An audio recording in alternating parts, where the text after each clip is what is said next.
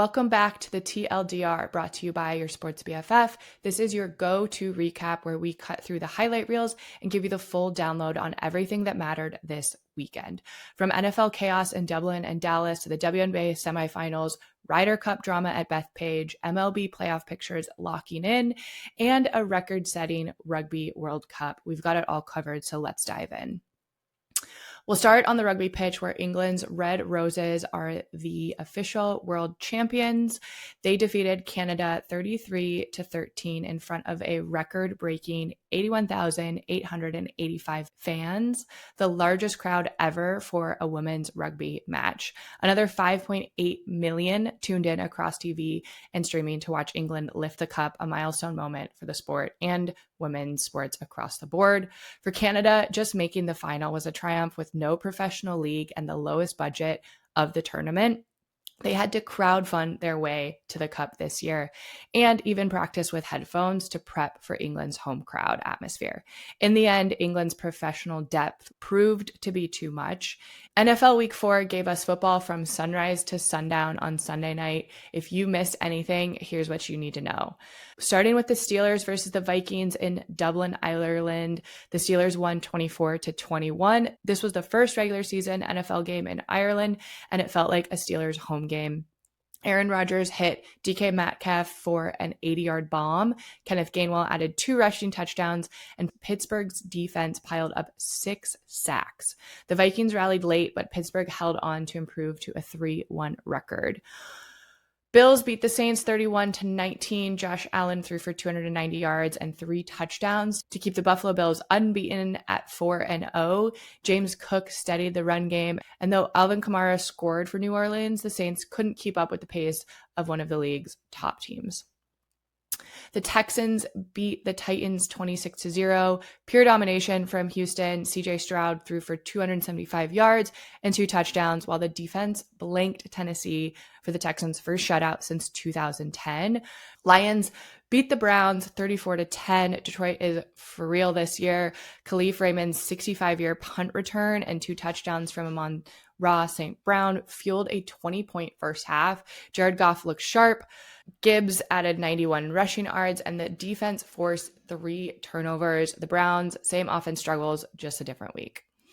Falcons beat the Commanders 34-27. Michael Penix Jr. had his best game yet, 313 passing yards, 2 touchdowns, and Bijan Robinson exploded for 181 total yards and 2 scores.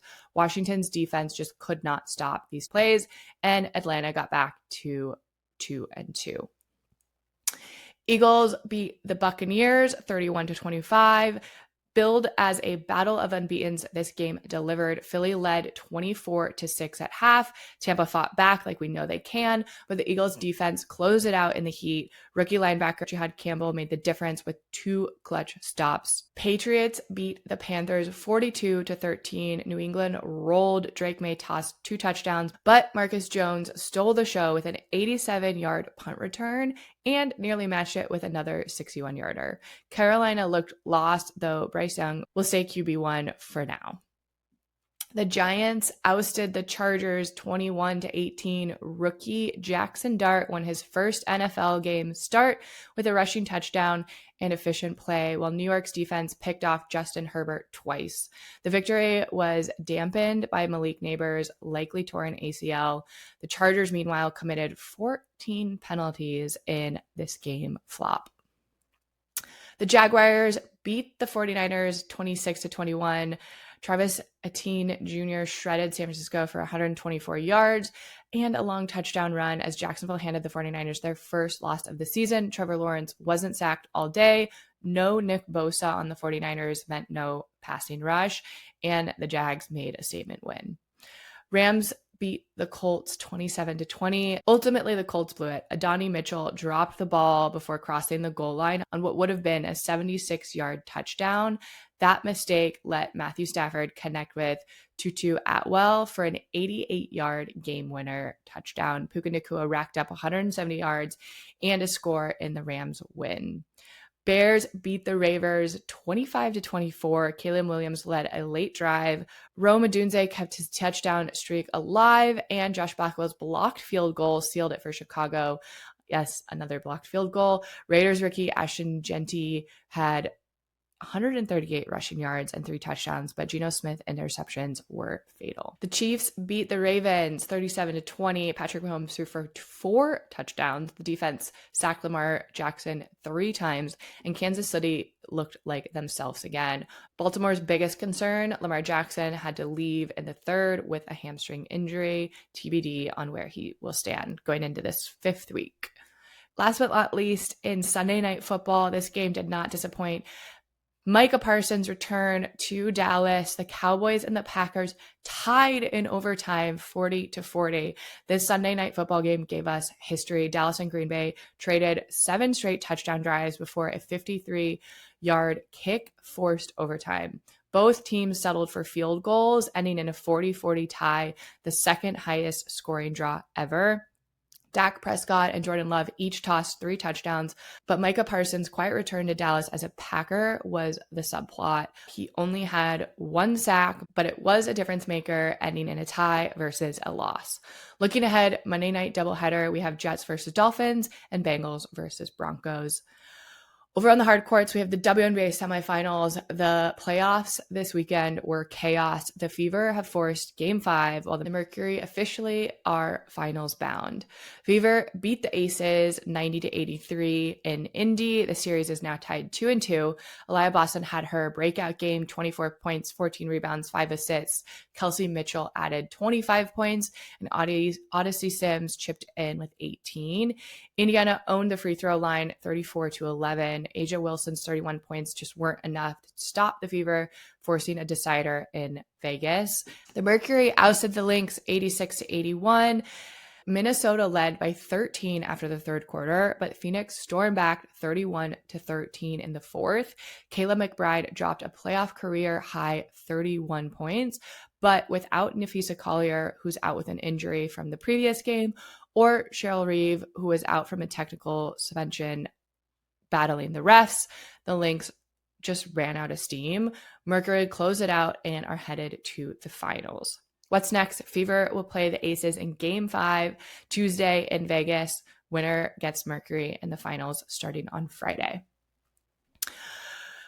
The Ryder Cup, the famous battle between Europe versus the USA. At Bethpage Black delivered the drama. Europe dominated foursomes and 4-balls on Friday and Saturday, building a 12-5 lead behind the European team led by Rory McIlroy, John Ram, and Tommy Fleetwood. Sunday was a different story, though. The U.S. stormed back in single match. Scottie Scheffler edged McIlroy 1-up. The first time the Ryder Cup has seen a world number 1 versus number 2 matchup in singles.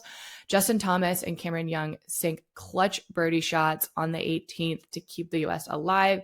Xander Schauffele was able to finally slow Jon Rahm, and Bryson DeChambeau was able to rally from 5 points down to tie Matt Fitzpatrick, but Europe only needed 1.5 points to seal the deal.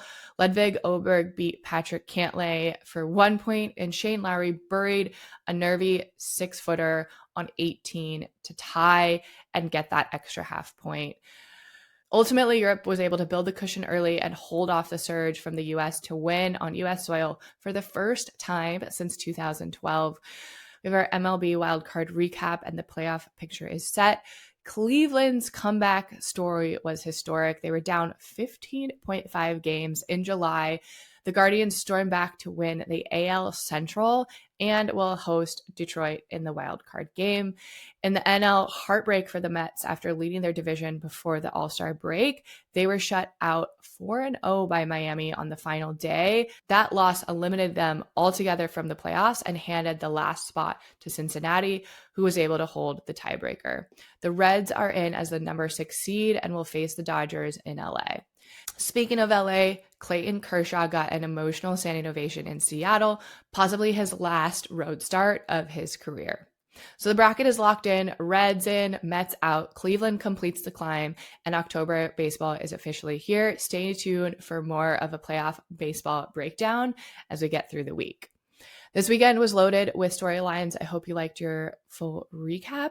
We'll talk more about the behind-the-scenes stories on Thursday. And of course, make sure you hit subscribe on this podcast and follow us on your Sports BFF for more sports updates.